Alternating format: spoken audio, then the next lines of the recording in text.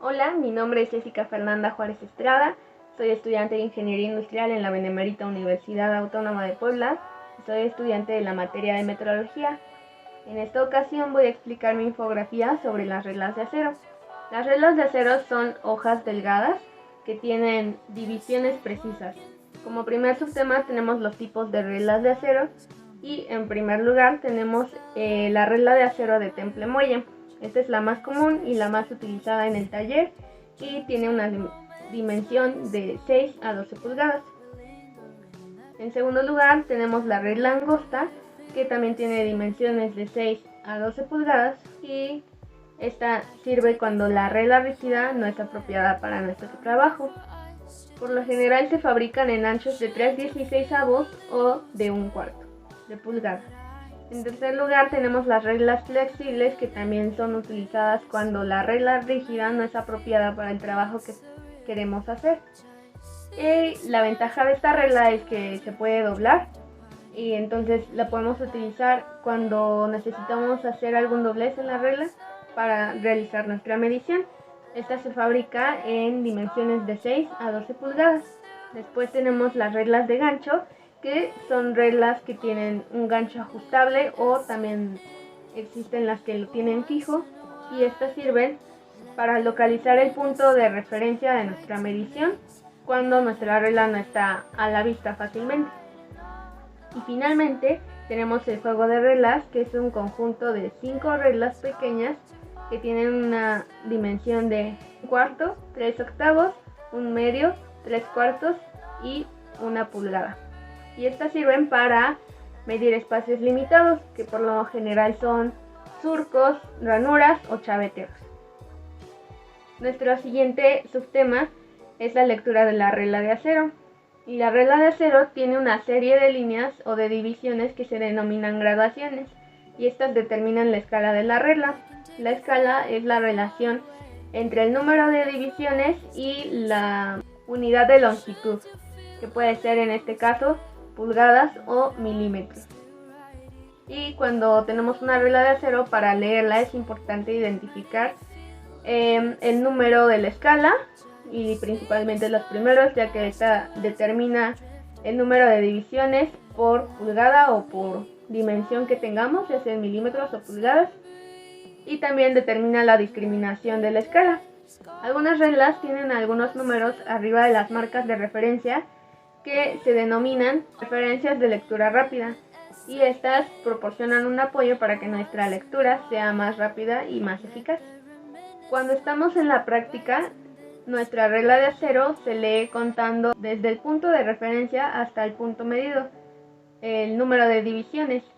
Y por ejemplo, si contamos 3 líneas en la escala 8, entonces escribiremos en nuestra lectura que fue de 3/4. Y cuando se lee una regla, normalmente se acostumbra a sumar las unidades enteras de pulgada. Cuando usamos pulgadas decimales, es importante que pongamos atención en nuestro punto medido y cuántas divisiones hay hasta nuestro punto de referencia.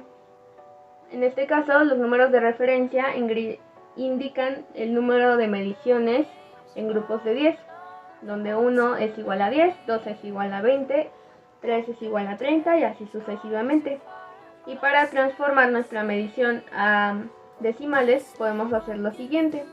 Ponemos el número de mediciones que contamos o de divisiones sobre 100 y lo multiplicamos por 10 sobre 10.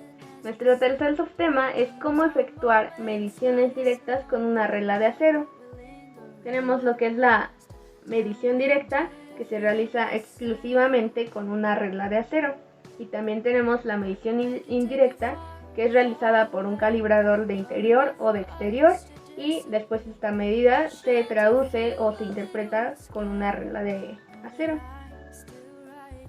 En primer lugar tenemos el error de los instrumentos, que este error se debe a un mal estado de nuestras herramientas, que algún desgaste, algún mal uso o que no le hayamos dado el mantenimiento correcto. El siguiente es el error de manipulación, que se debe a un manejo inadecuado de la regla, ya que se debe mantener en escuadra con la pieza de trabajo que estamos midiendo. ya que si hubiera alguna inclinación entre la pieza de trabajo y nuestra regla podría causar errores en nuestra medición.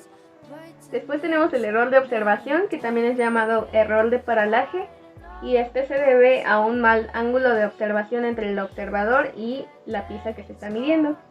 Finalmente tenemos un error de sesgo, que este es básicamente más por agentes externos, principalmente por la persona que realiza la medición, que en su esfuerzo por querer hacer un buen trabajo empuje un poquito la regla o empuje la máquina, la pieza de trabajo, o quiera que las mediciones salgan exactas.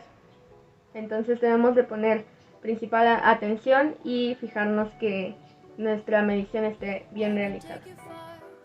Nuestro cuarto subtema es cómo efectuar mediciones indirectas con una regla de acero.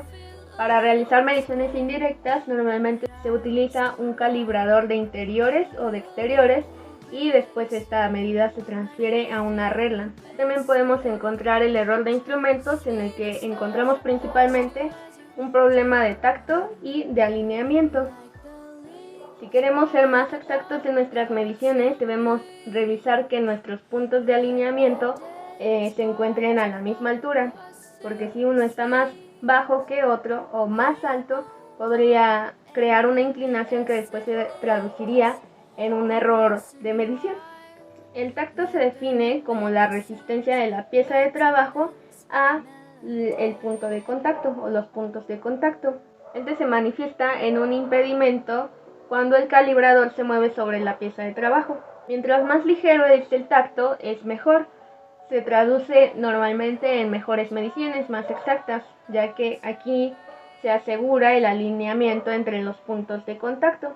Como nuestro último subtema, es decir, el final, tenemos el cuidado de las reglas de acero. Las reglas de acero deben tener un cuidado muy importante, ya que son nuestras herramientas de trabajo. Deben permanecer impecables para que nuestras mediciones no se vean afectadas por algún desgaste.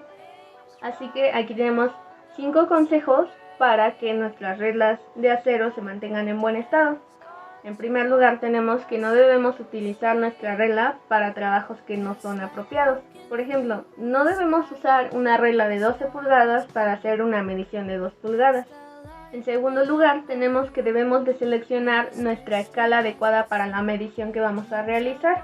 No intentemos leer valores menores a los que la discriminación de la escala nos indica. En tercer lugar, debemos de tener un trato cuidadoso con nuestras reglas de acero. No debemos dejarlas sobre máquinas en movimiento. Si no las estamos utilizando, debemos colocarlas en nuestra bolsa de trabajo, nuestro delantal o bien en nuestra caja de herramientas. En cuarto lugar, dice que debemos de mantener nuestra regla impecable y limpia. Para esto podemos utilizar aceite, debemos aceitarla para evitar que se le cree moho o que se cree algún desgaste sobre su estructura física. Finalmente, debemos de mantener nuestras reglas de acero lejos de máquinas en movimiento o de máquinas cortadoras, ya que estas podrían sufrir un daño irreparable. Y bueno, hasta aquí llegó el fin de mi exposición sobre las infografías de las reglas de acero. Agradezco su atención y nos vemos después. Gracias.